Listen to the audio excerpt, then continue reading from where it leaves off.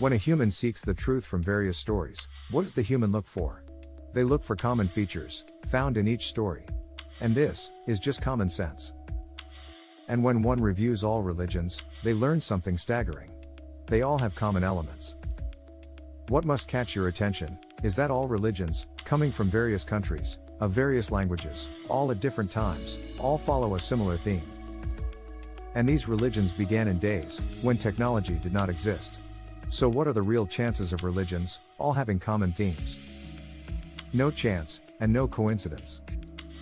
And the big surprise is the evidence that religion is under the control of not a god, but beings that can only be described as the conventional devils. I will prove the impossible in this video.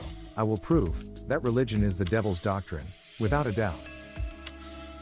The devil, or devils, are really just humanoid beings, very similar to yourselves. I will be blunt, the race that exists below, and use their technology to fool your ancestors that they were gods, were none other than the Anunnaki. They were the devils in disguise, playing gods all along. They are now the secret cabals of this world, who control every function, from every level of banking, governance and religion, and they do so from below. And at the head and helm of the Anunnaki rulers is a council, which is comprised of 7 underworld judges. The 7 at the helm are always responsible for making the decisions that affect both the surface of the earth and their sanctuary below. This is truth. And you are about to see the evidence unfold very quickly. The Council of 7, as written in Sumerian texts, also exists in many religions. The 7 deities can also be recognized in China, where there are 7 dragon gods, and in Japan, where there are 7 lucky gods. It is also noticeable in Egyptian religion about Osiris, Horus and the 7 underworld lords in the halls of Amenti. Even Mr. Buddha was protected by the 7 cobras, and Krishna, being an avatar of Vishnu, also had divine serpent company. You have Mayan calendars and pyramid temples that prove a knowledge that ranges back hundreds of thousands of years ago. This advanced knowledge was not of Mayan design, but guided by an Anunnaki being. The Mayan culture claims a feathered serpent named Quetzalcoatl guided them with secret knowledge. And Quetzalcoatl also shares a lot of commonality with Thoth of ancient Egypt, since he as well was a bringer of secret knowledge. Even the biblical Gospel of John is extremely comparable to the writings found in the Emerald Tablets of Thoth. And it is interesting to know that Thoth was also a former Atlantean, adding credibility to the historical records in the Mahabharata. The Mahabharata writes of a cataclysmic war between the western and eastern continents 10,000 years ago. The 2 continents in this story were named India and Atlantis. The war between Atlantis and India was one of nuclear devastation, which is identical to the same story of nuclear war, as also written in Sumerian religions, to have occurred under the control of Anunnaki lords. All religions confirm the existence of a founding religion, and all of them offer the thumbprint of the Anunnaki lords, as written in texts from ancient Sumeria. Although the Anunnaki beings, admittedly, in their own tablets, executed a plan to confuse the earliest descendants of humanity in different nations, by teaching them different languages, the pride of the Anunnaki beings has given away their secrets. All the religions in this world tell similar tales of serpents, of beings below the surface, or of 7 lords or angels. Know now who truly governs the human race. Your rulers, controlling the governments of this world, guiding the banking cartels, directing monarchies, the Vatican and the secret military factions, exist from below the surface. They are known as the Anunnaki. They are the little devils themselves. And humans are their offspring, a chip off the old shoulder of their own DNA. The Anunnaki beings whom created the human species are also the creators of those little beings, so many today refer to as gray aliens.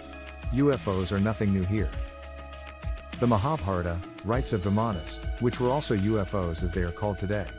The writings even detail how to manufacture the Vimanas, or UFOs, back then, 10,000 years ago. The Vimanas are the same UFOs as seen in the skies today. Even inside the caves of Australia, from 5,000 years ago, exist cave paintings of little gray aliens called One Genus. They are nothing new here. Millions of humans have witnessed, videotaped or photographed flying saucers in the airs.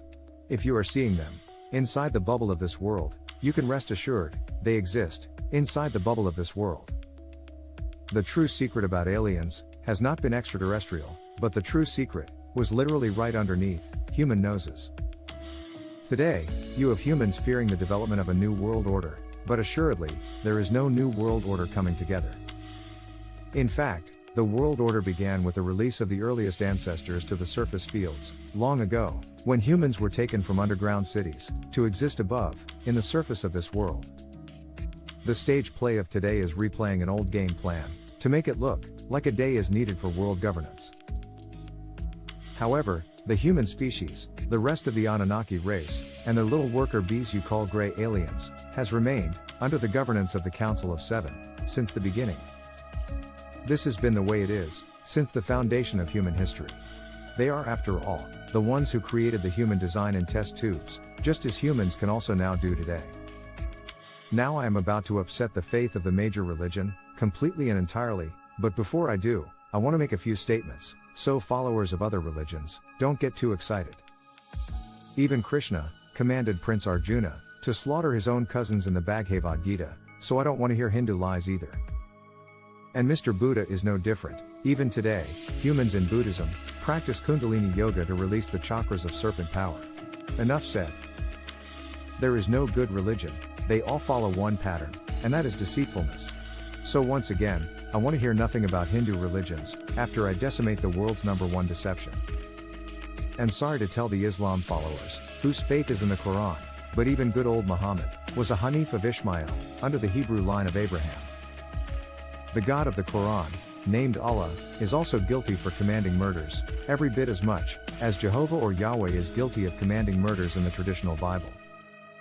The Quran states, they gave the Psalms to King David of the Hebrews. The Zabur, the holy book of David, is spoken of in the Quran, in chapter 4, verse 163, as well as chapter 17, verse 55. And the Quran suggests the Torah or the Torah was given to Moses by Islam. This is also stated in the Quran, in chapter 7, verse 154, and in chapter 17, verse 2, and we gave Moses the scripture and made it a guide for the children of Israel, stating, do not take besides me any other trustee of affairs, and in chapter 6, verse 91. And they have not shown Allah his proper reverence when they said, Allah has revealed nothing to any human being. Say, O Prophet, who then revealed the book brought forth by Moses as a light and guidance for people, which you split into separate sheets, revealing some and hiding much. You have been taught through this Quran what neither you nor your forefathers knew. Say, O Prophet, Allah revealed it. Then leave them to amuse themselves with falsehood.